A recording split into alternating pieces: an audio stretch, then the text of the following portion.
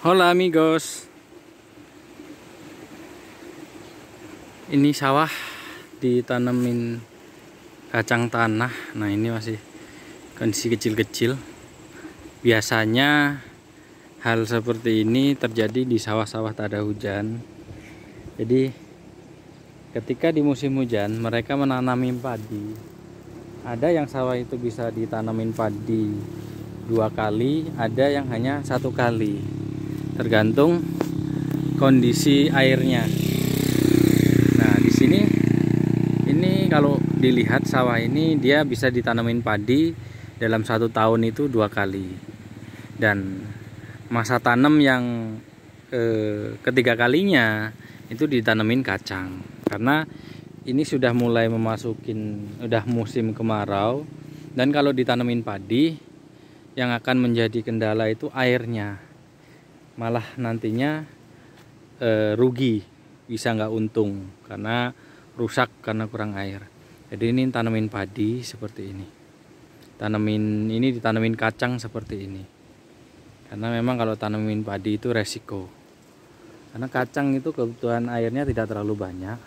Nah kalau di samping ini mereka ditanamin jagung, karena ini mungkin musim tanam kedua kemarin. Mereka menanamin jagung yang tadinya musim pertama padi, musim kedua ditanamin jagung. Terus yang di sebelah sana pun sama, ini jagungnya udah mau panen, dan setelah panen ini memasuki musim tanam ketiga. Dan itu ditanamin tebu. Kalau tanamin tebu berarti dia sepanjang tahun, jadi tidak melewati masa tanam pertama, kedua, dan ketiga. Jadi dia dalam 1 tahun itu hanya sekali. Tebu. Di sini banyak yang ditanamin tebu, karena memang dari segi hasil mereka ada dari sisi keuntungannya lebih baik. Karena memang tebu-tebu yang ditanam oleh masyarakat sini itu kerjasama dengan pabrik tebu langsung.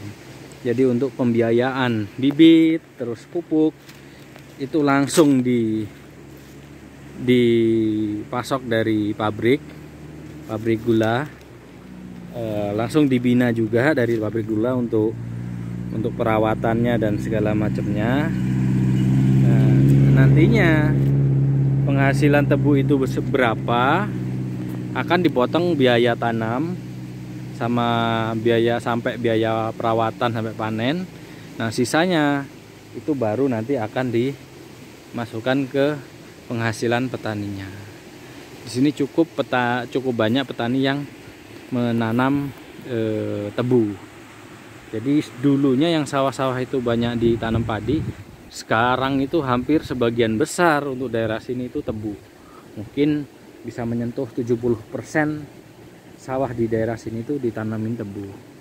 Karena memang bagi orang-orang yang tidak memiliki modal tapi mempunyai lahan, itu cukup membantu.